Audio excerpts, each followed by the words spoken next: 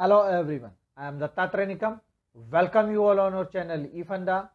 New day, new topic. And our today's topic is Safety Life Cycle Part 20A. As mentioned earlier, this is a series where we will be presenting functional safety in parts, where in the last video we have seen safety instrumented system. Now we will go ahead and understand safety life cycle so as to understand the applications of IEC 61508 and IEC 61511. And if you are new to our channel, then please visit to our channel and watch all the videos related to the various topics of engineering, fundamental, projects and career, telecommunication engineering, instrumentation and control engineering. And don't forget to subscribe to our channel to get latest notification on upload of our new video on our channel eFunda. So let's begin with our today's topic, that is Safety Lifecycle Part 20A. Content of this series: Functional Safety and Safety Instrumented System SIS. Safety Instrumented System SIS Part 20A is already published on our channel.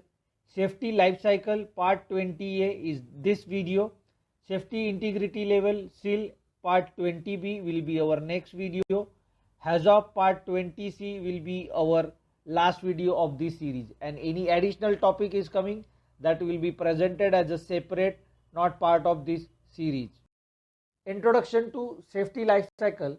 In functional safety, SIS must have a foundational knowledge of a functional safety and the IEC 61511 standard requirement and their relation to IEC 61508. Now IEC 61508 standard generally applies to a broad range of the industries and primarily focuses on the manufacturers and suppliers of the various components and the devices such as field devices, logic solver, etc. Now in application, process safety IEC 61508 applies to the development of a new hardware devices, embedded software systems, application program using great variety of the programming languages are available.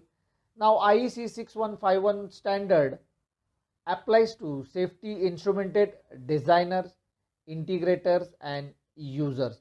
In process safety, IEC 61511 applies to A. Developing application program using limited variety of a fixed programming languages, B. Using hardware, design, manufacture and assess according to IEC 61508.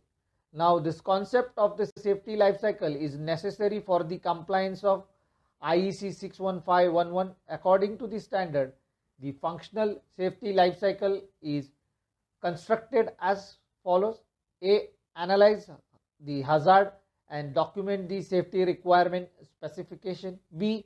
Translate this requirement specification into a system design using hardware, software, subsystem and design methodologies. C. Validate the system conforms to all the specification and accordingly modify the desired specification as required. D. Ensure the operation and maintenance of the system and their performance remain constant with the safety instrumented system requirement, design and the operational and maintenance plans. Moving on to ISA IEC 61511 standard functional safety life cycle.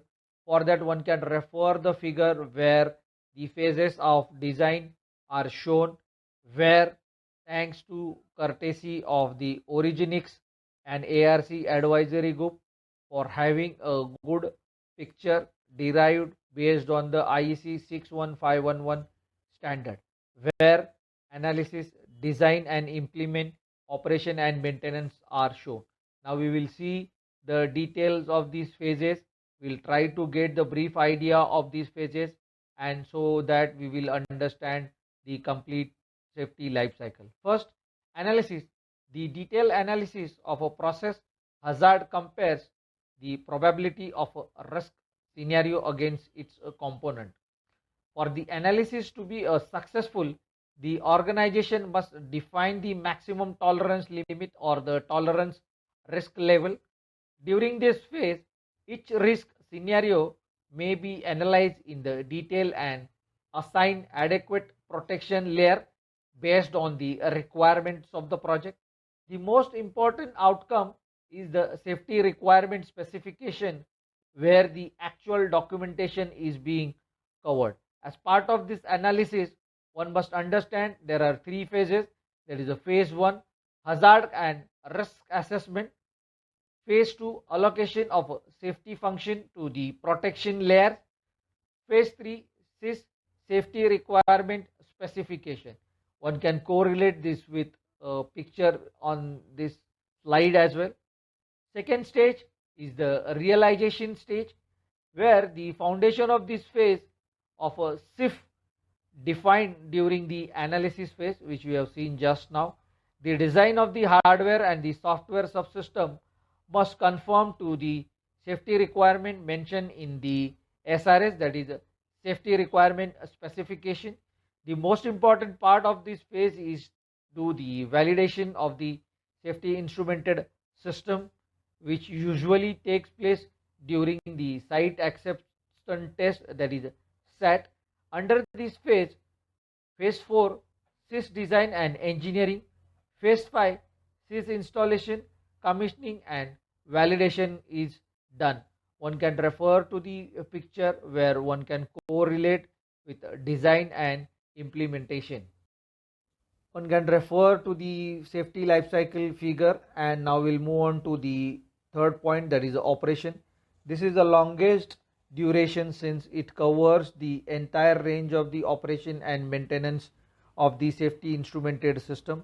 Key factors to the execution of the successful of this phase are development of an adequate, efficient and effective maintenance plans, and develop safety culture which would span across all the organizational function. As parts of this stage, these are being done in phases. Phase 6, SIS operation and maintenance; 7, SIS modification; phase 8, decommissioning. This is how the phases are divided. One can correlate this with our adjacent safety life cycle sketch.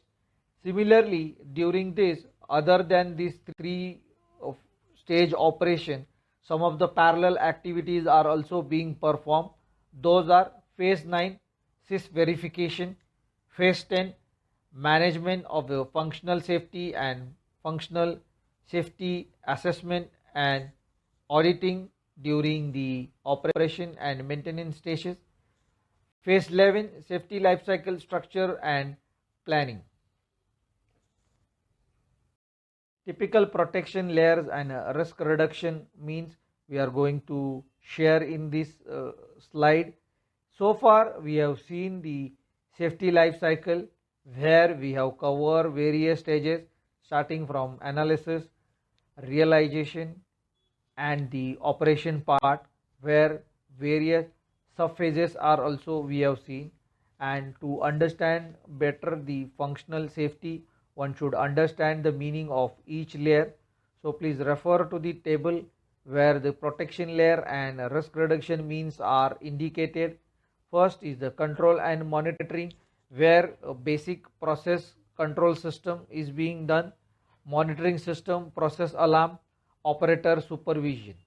For second layer, there is a prevention, mechanical protection system, process alarm with operator corrective action, safety instrumented system. Mitigation, mechanical mitigation system, safety instrumented system, operator supervision. Planned emergency response, that is evacuation procedures, community emergency response, emergency broadcasting.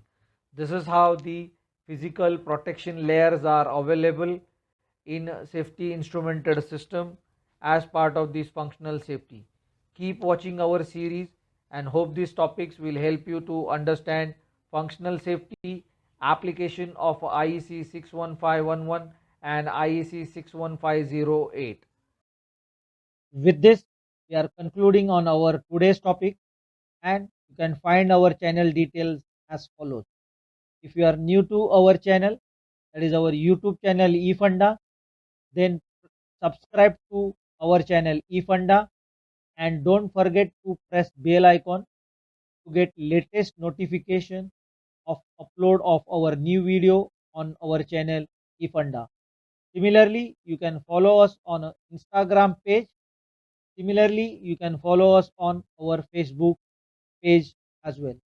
And keep watching our channel eFunda for various topics related to engineering and a project. With this, we can assure you this will help you to better your understanding on engineering and a project topic. Keep watching our channel eFunda. Thanks.